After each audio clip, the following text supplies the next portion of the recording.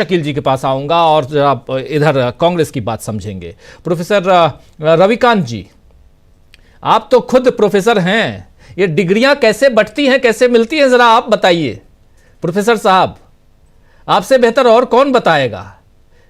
हम लोग बहुत मेहनत करके पढ़ लिख के इतनी मुश्किल से डिग्री लेके आए और यहाँ पढ़े होंगे, बिल्कुल मैं उसमें वो नहीं हूं, लेकिन उनके डिग्री पे वो भी बहुत मेहनत से पढ़े होंगे। नरेंद्र मोदी जी उस जो डॉक्टर साहब बता रहे थे उस दौर में, जबकि देश में उस समय इमरजेंसी की हालत में वो पढ़ रहे थे, भाग भी रहे थे, छुप रहे थे, दिल्ली यूनिवर्सिटी भी जा रहे थे, एग्जाम दे रहे थे। समझ लीजिए 1978 कितना मुश्किल दौर रहा होगा और कितनी आफत आई होगी नरेंद्र मोदी के ऊपर। मैं कल्पना कर सकता हूं एक स्टूडेंट होने के नाते उस वक्त अगर ऐसी स्थिति हम लोगों के ऊपर आती तो हम लोग पढ़ नहीं पाते, लेकिन मोदी जी पढ़ लिए, एंटायर पॉलिटिकल साइंस में उन्होंने डिग्री हासिल कर ली।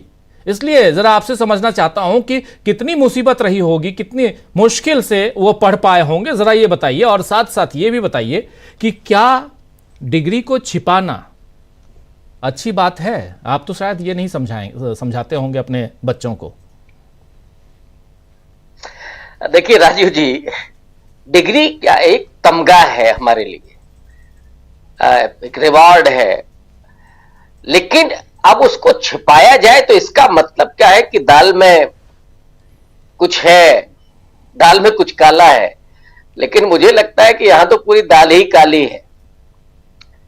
अभी बहुत सारे दर्शक हम लोगों को देख रहे हैं, उसी में से मेरे एक साथी ने मुझे मैसेज किया और ये लिखा कि आप सब लोग तो मैट्रिक पास हैं, लेकिन मोदी जी सब ट्रिक पास है, हर ट्रिक में पास है।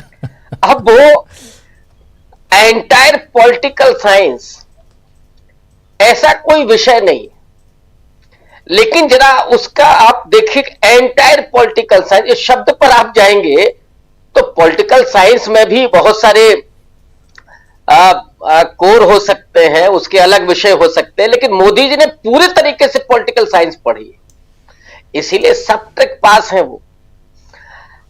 सच्चाई ये है, अब मैं एफवर्ट नहीं करना चाहता, सच्चाई ये है कि मोदी जी की डिग्री फर्जी है, ये सीधे तौर पर कहा जाना चाहिए। अगर फर्जी नहीं होती तो दिखा दी गई होती, तो उसमें थोड़ी ना बहाना। हमसे या आपसे कोई कहे कि आप डिग्री दिखाइए तो हम क्यों नहीं दिखाएंगे, दिखा देंगे। सोशल ये हो सकता है, कर देंगे बिल्कुल कर देंगे। एक बार नहीं, दसियों बार किया होगा जी। तो हमारे लिए तो वो हमारी शान है कि अगर हमने मैट्रिक की है, हमने पीजी की है, पीएचडी की है या एमफिल की है, और बड़े गर्व से हम ये भी बताते हैं कि साहब हमने जेएनयू से पढ़ाई की है, जैसे आपने रूस से पढ़ाई की है, तो इसमें समस्या कहां है? समस्या वही है कि मोदी जी की डिग्री फर्जी है और उसके बहुत सारे फैक्ट पाठक जी ने दे दिए। जब आप भूमिगत थे तब आप साहब डिग्री ले रहे थे, वो फॉन्ट क्या है बाद में इजाद हुआ, उस फॉन्ट में आपकी डिग्री बनी। जिस तारीख को उस पर सिग्नेचर हुए वो संडे था, तो अब इसमें बचा क्या है? तो जो गोलमोल आप घुमा रहे हैं, इस देश को गुमराह कर रहे हैं, एक्सेप्ट नहीं करना चाहते, क्योंकि ये फिर 420 हो जाएगी, 420 का मुकदमा हो जाएगा। और अब इस देश के लोगों को समझ में आ गया होगा कि जो जिन्हें वो विश्वगुरु देख रहे हैं, यही विश्वगुरु है ना राजीव जी, फर्जी डिग्री वाला एंटायर पॉलिटिकल साइंस यही विश्वगुरु है। अब आप समझ लीजिए, और उसका एक और उदाहरण आपको मिल जाएगा। जियो यूनिवर्सिटी खुली नहीं थी, कागज पर ही वो सर्वश्रेष्ठ विश्वविद्यालयों में शुमार थी, यही विश्वगुरु भारत है। अब इसका क्या करिएगा आप और हम, कुछ कर नहीं सकते। इस देश के लोग माथा पीट रहे हैं, लेकिन करे तो करे क्या?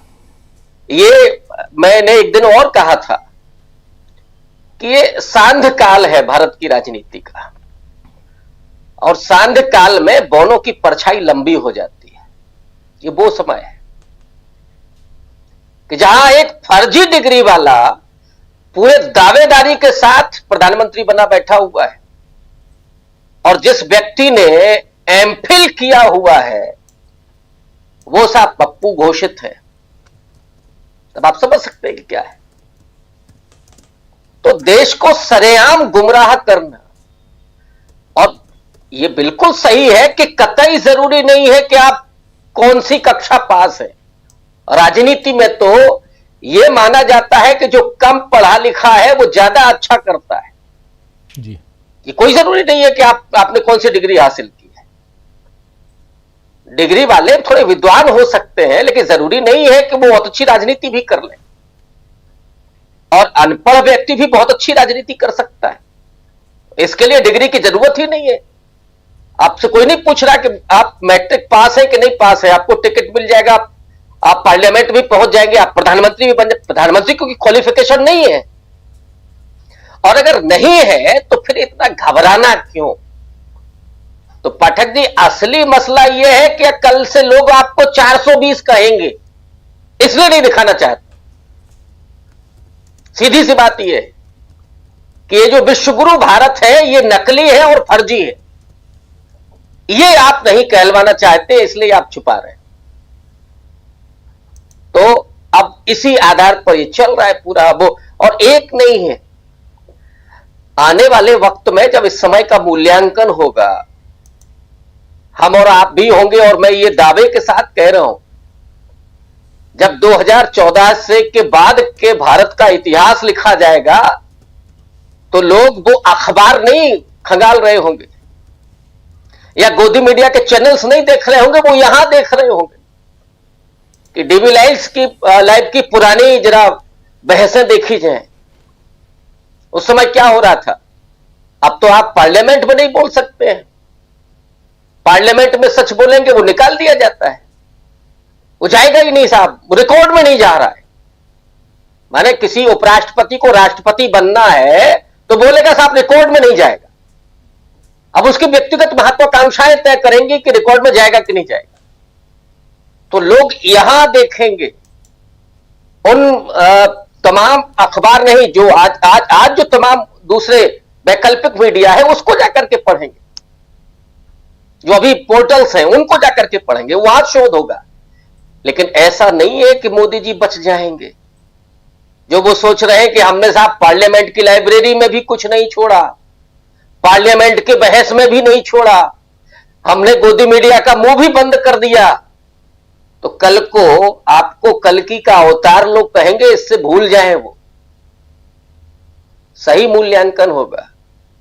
इतिहास किसी को माफ नहीं करता। वो लोग हैं, अभी इस देश के लोगों की आत्मा नहीं मरी है लोग सच कहने वाले, और बिना उस डर के भी कि आप सजा हो कि फांसी, कोई फर्क नहीं पड़ता। ये देश उनके वजह से चल रहा है, वरना मोदी जी और उनके एंटायर पॉलिटिकल साइंस वाले सारे तो ले डूब चुके हैं इस देश को। क्या बचा है? ट्रंप के सामने चले आए आप, और वहां से हाथ बंध के आ रहे, पैर बंध के आ रहे, बचा क्या है? पूरी इज्जत लुटवा कर वो हमारे उन लोगों के हाथ नहीं बंधे थे, प्रधानमंत्री के हाथ बंधे हुए में दिख रहे थे। आप इज्जत लुटवा के चले जाए, ये भी दर्ज किया जाएगा आने वाले वक्त में। राजीव जी, बिल्कुल बिल्कुल आप सही कह रहे हैं। और यहाँ नरेंद्र मोदी की डिग्री पर आज हम बात क्यों कर रहे हैं, आज इस